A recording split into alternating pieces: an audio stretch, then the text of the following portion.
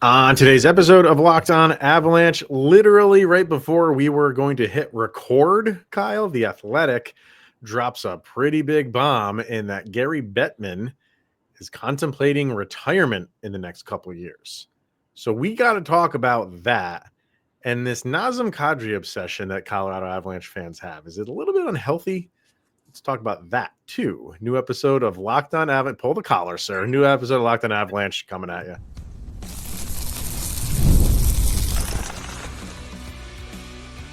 Your Locked On Avalanche, your daily podcast on the Colorado Avalanche.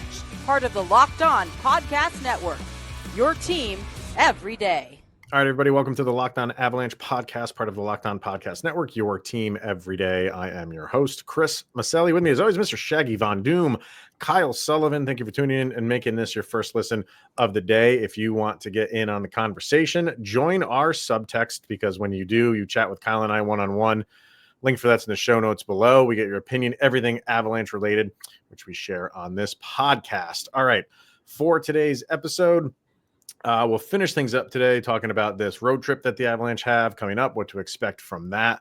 Yeah, I want to get into the Nazem Kadri thing because you really haven't stopped hearing his name ever since he left Colorado.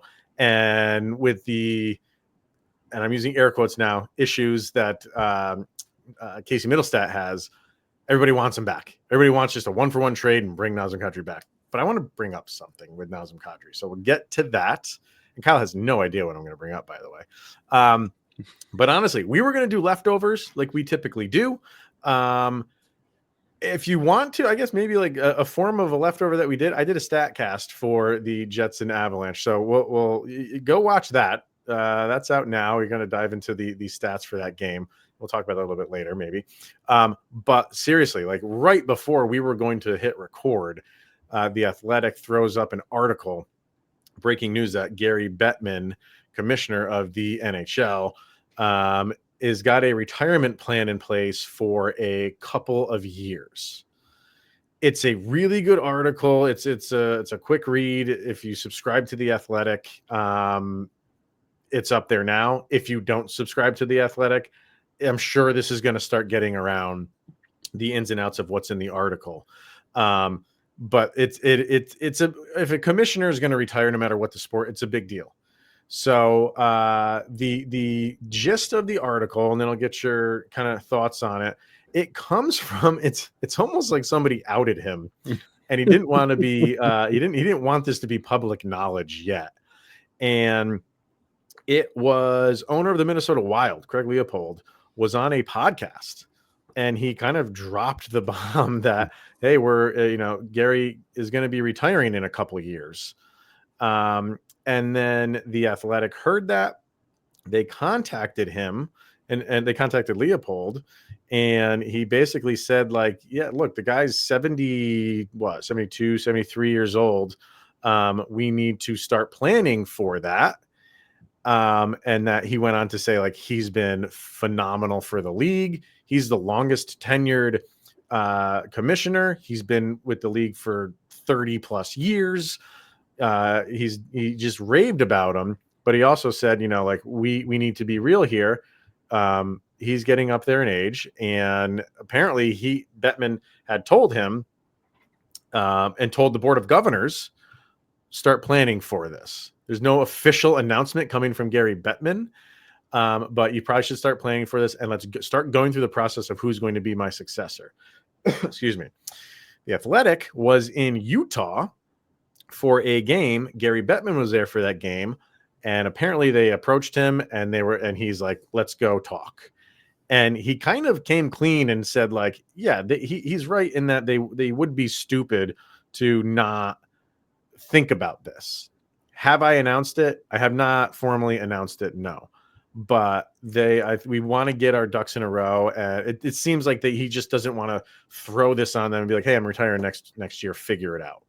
So he said he's while his age is very real, he's still enjoying what he's doing, being the commissioner of this league. He feels like he's still spry, still with it, and he's enjoying it more now than he ever has. So it's kind of like an announcement, but not an announcement at the same time. And while this is not like he hasn't announced it, it can be talked about anyway, because yes, he is 72 years old. He's been with the league for over 30 years. It's going to happen at some point. He even says it in the article, like, they would be stupid to not plan this. I can't be around forever. Time, that's the one thing we can't avoid. But let's just start at the top here. Like, when I read this whole article to you as we were kind of before the episode we're recording. What are you thinking? What's your thoughts? All right, I'm glad we had a little bit before I can respond, because I can hear everybody cheering, yelling, screaming, ticker tape parades. I know Gary Bettman is not liked in the hockey community by hockey fans, but I want you to stop your celebrating real quick. I understand, and by the way I think it's Craig Leopold was talking in this, the owner of the Wild. Yeah. It sure sounds like he's posturing for that position with the way he was. You never know. Okay. Talking up Gary Bettman. My goodness. Never heard so many good things said about him in my life. I don't know if an owner would want to go to that position, but hey. But see, I know a lot of the old hockey fans are like, thank God he's finally out. The league could change. But in the words of Lee Corso, not so fast, my friend. Look at baseball with Rob Manfred. Came in, wanted to innovate the game and make a name for himself. Added pitch clock, adding all these little things, ghost runners on second. Like, that's interesting. They got baseball kind of revitalized to an extent. Adam Silver in the NBA with the in-season tournament and all these goofy NBA things that are going on. The leagues that have, like, the NFL had Paul Tagliabue and they went to Roger Goodell and they became a mega power. And they're kind of, scaling back a little bit. The NBA is not what it used to be. The MLB, some people like it, some people despise it. Mm-hmm. The NHL is not big enough of a league that they could take these gambles and risks and survive. I understand what they're saying. Like, this has to be a long process. You want to get the right guy. Because if you get somebody in here who says, oh, the NHL, I could fix that. That's what scares me. Is somebody who wants to come in and fix the NHL in Bettman's absence and hears everybody saying, oh, I hated when Gary did this. I hated when Gary did that. Yes, I understand, but it got us to this point.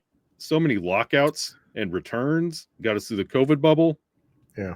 For all the negatives you could say about Gary Bettman, he made the league stay alive, where it was very dire, playing on Outdoor Life Network, looking for a network to play. You're now on ESPN. You're now being featured prominently in many places. Like, the NHL's healthy. This is, yes, Bettman's out, but I'm interested what the future could look like.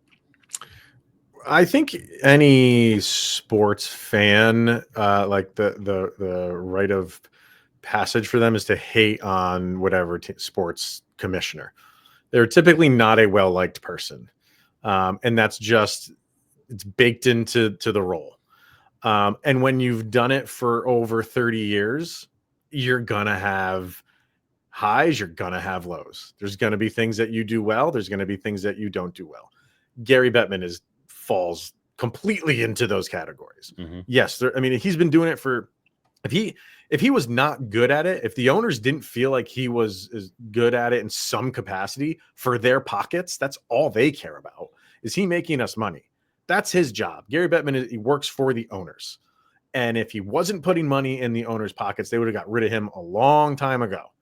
But the fact that he's hung around for this long, they are happy with that. And from the league standpoint, from the game, yeah, he's done good things. And like I said, you've been there that long, you're going to do bad things too. Leopold says, and I just want to have a quote here. He said, we're not going to get anybody as good as Gary, or how are we going to get anybody as good as Gary? The answer is we're not. So we're going to be so who's going to be the second person? And is that going to be good enough? So it is like when this is all you've known for some of these owners, for Gary Bettman's all you know. Yeah. It is a scary thing to what's next. I don't look at it that way. I look at it as like exciting. I look at it as like I had problems. I have issues with Gary Bettman. Like Yeah, I don't do too. I do too. has he done good things for the game? Sure. I don't like how he handles media. I don't like how he answers questions. I don't like how when there is a tough thing that has happened in the league, he turns the other way and is like, "Oh, that's not my problem. That's that team's problem." Looking at you, Chicago. Mm-hmm. Stuff like, and he does that a lot. He doesn't want to take ownership of something when it happens to a team, even though that team falls within the umbrella of the league he runs. He does that a lot. But for where this league has gone, you're right. Like he's been through a lot with this league. So, but I do think it is time to pass a torch and give it to somebody that is a little bit younger, has maybe more of an eye on the future and more ways, and then is maybe connected to a younger generation on what they want to see and how they want to see a game grown. And I think that has passed him by. Like he's good for here and now, and they have right people in place looking to the future. But when he's the one calling the shots, he can nix that stuff and be like, "No, we're not doing that." And I feel like you got to get somebody that in there that is more open to stuff like that, because it's still a gate-driven league. It is going to be a gate-driven league, but you have to incorporate things that are outside the box. And while they do things that are outside the box, you need somebody to come in there and be like, no, we can't have the St. Louis Blues and Chicago Blackhawks do another Winter Classic that nobody really is going to tune in for. Or say Vegas, knock it off. I will. That is a good one, Kyle. I want to see how Vegas reacts to this, because that's his baby. It says, the LTIR is not meant for you to make a playoff team. And when Bettman is gone, I think the Vegas Golden Knights are going to be start having some heart palpitations over there. So, man, he's been good for the league overall. He really has been. But is it going to be a little bit weird to see where it goes next?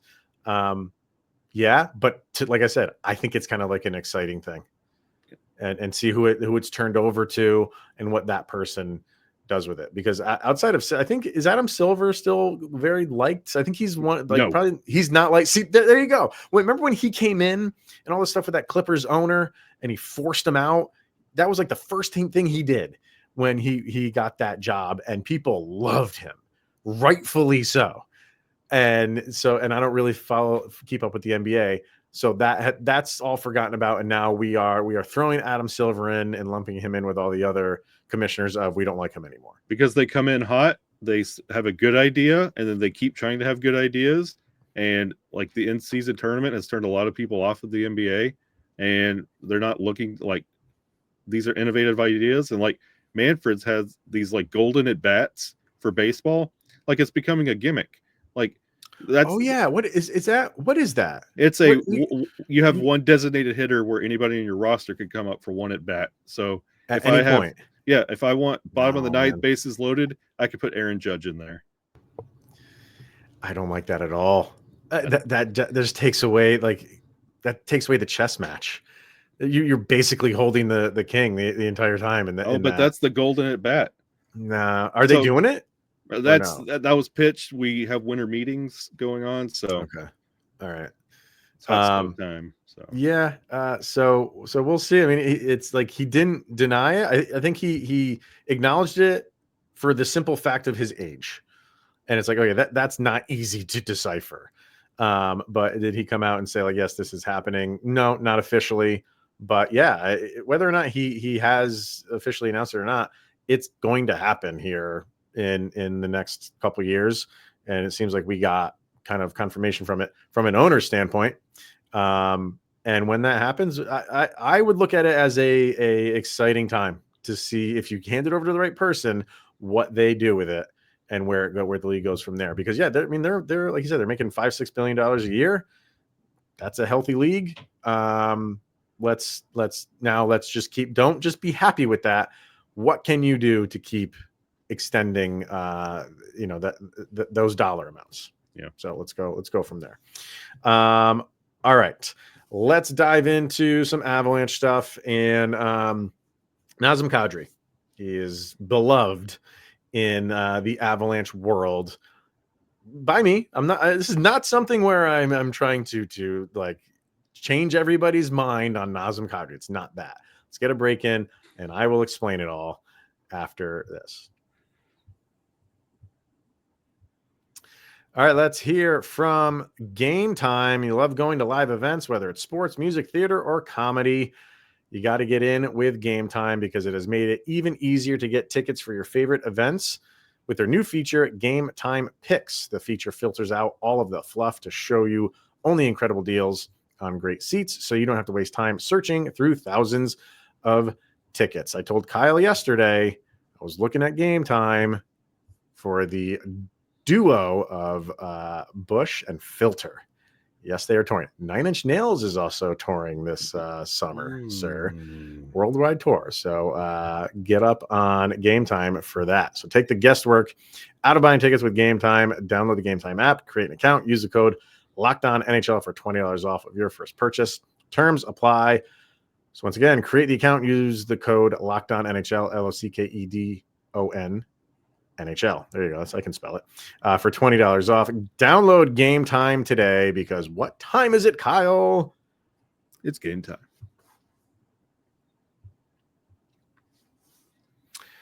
All right. So I wanted to bring this up because you're hearing a lot about it. And you've really heard about it since Nazem Kadri left Colorado. You see and hear a lot of Avalanche fans scheming and clawing and trying to figure out a way to get him back to Colorado. And I want to start this off by saying, like, was a huge Nazem Kadri fan while he was here.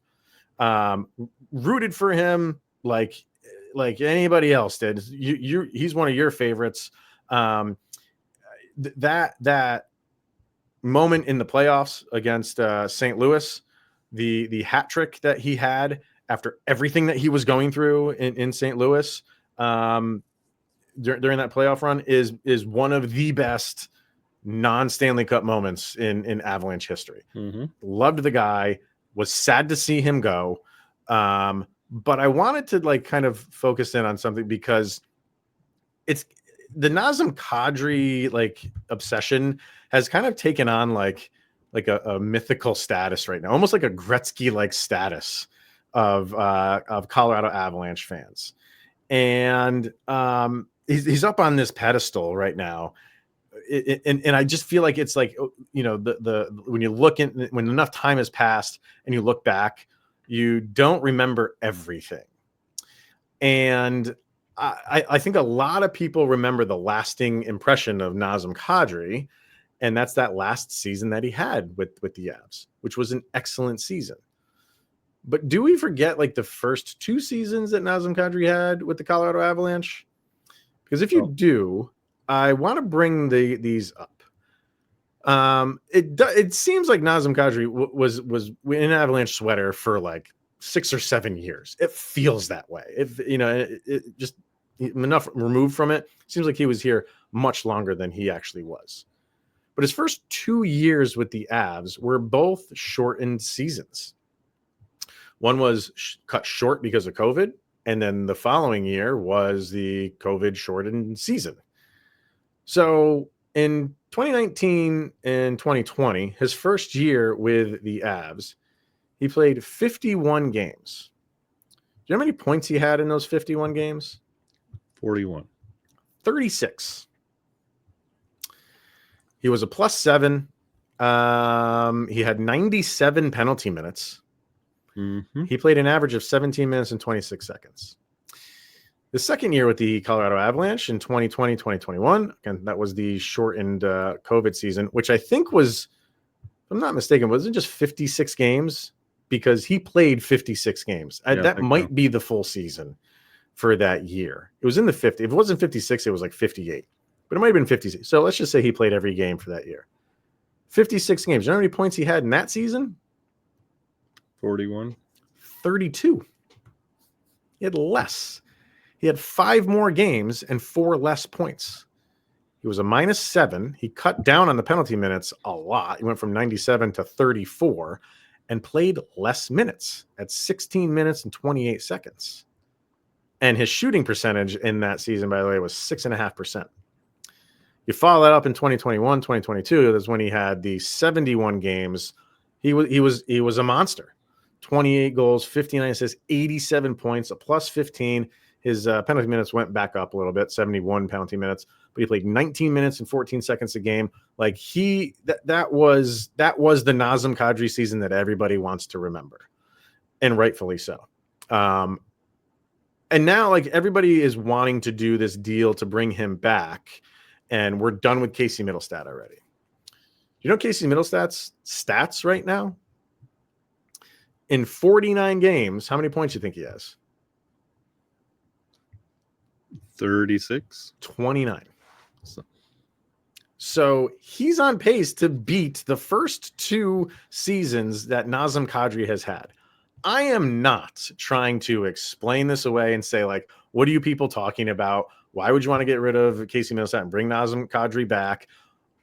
All I'm saying is, like, the hatred that's thrown to it's Sammy G is gone. Forget about that hatred. We have turned it now to Casey Mittelstadt. And yes, he's struggled. Not trying to say he hasn't. But look at those. That Nazem Kadri took him two half seasons to really figure it out in Colorado. And Casey Mittelstadt has not been given that same opportunity that Nazem Kadri has. And we were, I can't remember. I don't really feel like we were doing that with Kadri in those first 2 seasons. We weren't calling for his head. We weren't calling for, like, oh, he's not working out at 2C. I think Nazem Kadri was a phenomenal 2C for this team. Perfect for him. Gave you grit, gave you energy. You know, especially in that last season, gave you timely goals, timely points. Dude was awesome. He just fit this team, and he's missed. He's definitely missed. And once again, I'm not trying to compare him with Casey Mittelstadt. All I'm saying is look at the stats and look at what Kadri did or didn't do in the first 2 seasons, and then he figured it out in the third. So could we give Mittelstadt maybe a little bit more leeway to maybe figure it out as well? Or are we not there? Oh, no. And see, like, Nas is my favorite player in the NHL. Has been since forever. Why did he land in Colorado? Does anybody remember that story? Because he couldn't finish the playoffs in Toronto because he kept getting suspended. Yeah. This was like his second chance at an NHL career. And he wasn't popping off the charts with his scoring. I think Avalanche fans just fondly remember one season of Nas, not all of Nas and his career. Mm-hmm. These, like, when you're trying to sell me on Sidney Crosby coming to the Avs, you want to sell me the whole career, but you're trying to sell me one season of Nas.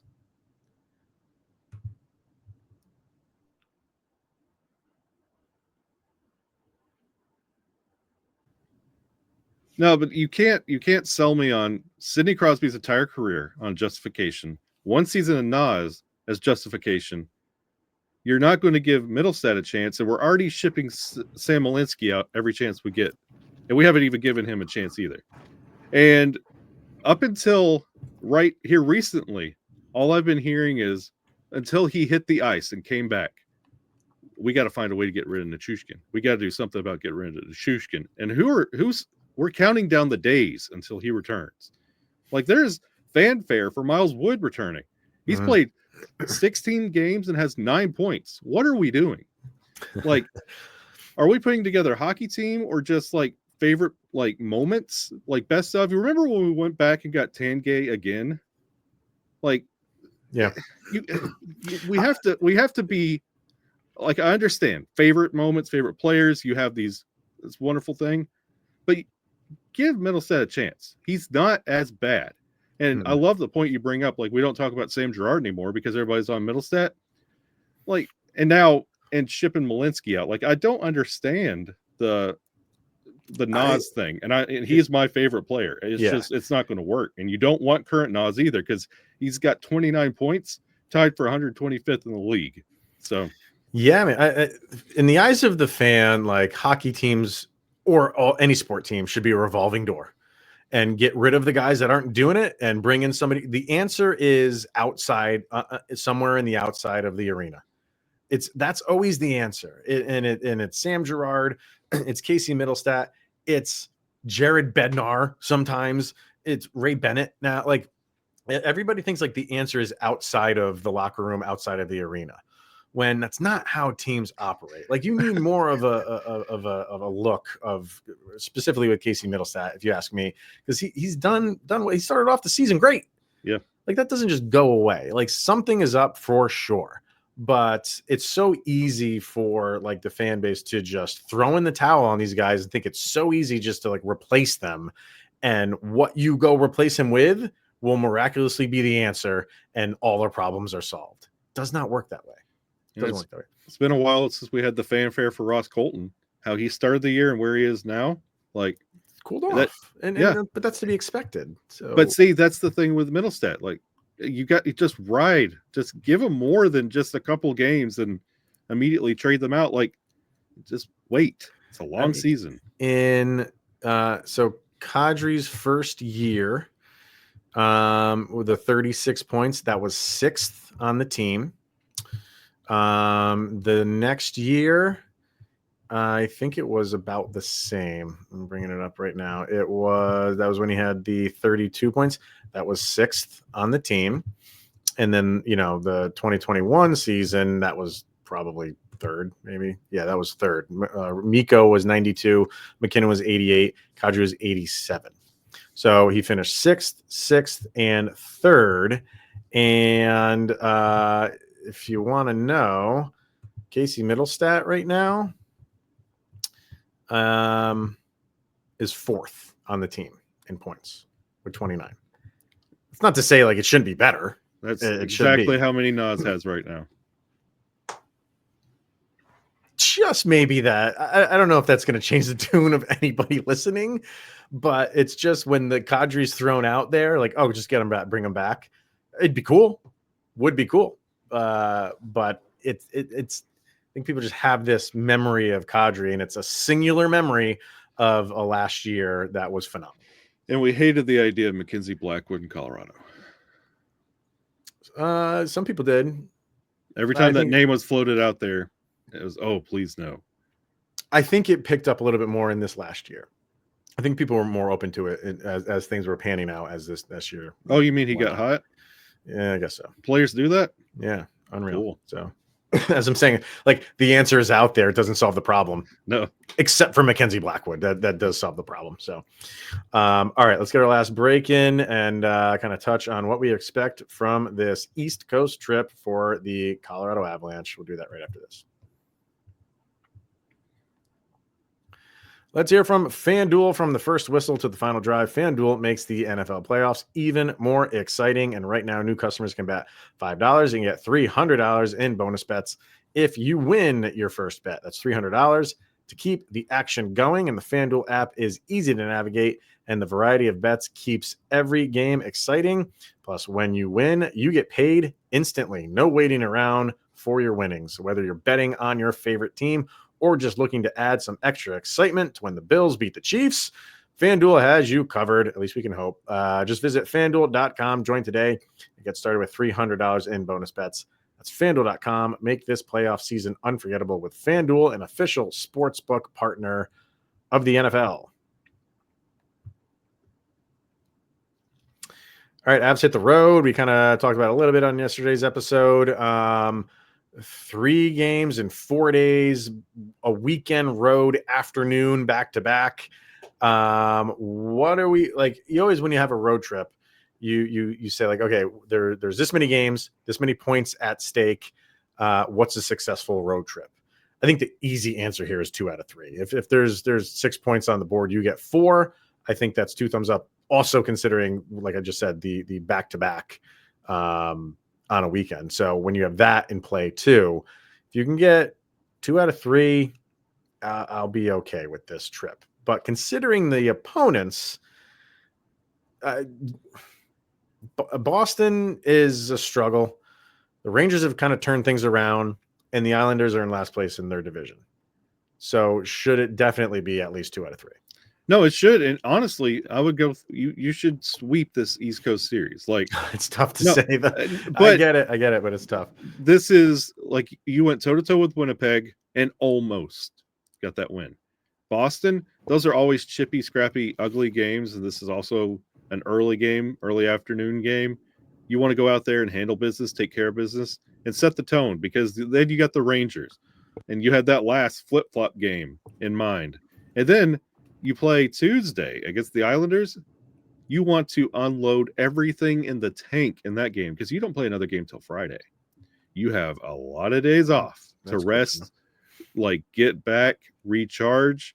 And I mean, who doesn't want to like really just lay it on Patrick Waugh just a little bit, like really prove where you are? Because honestly, the Islanders, until you do game previews, you forget they exist. They're not bad, they're not good, they're quiet. They are, and when you're quiet, you're not doing something right. I mean, they're 19, 20, and 7. So, and that's last place in that division.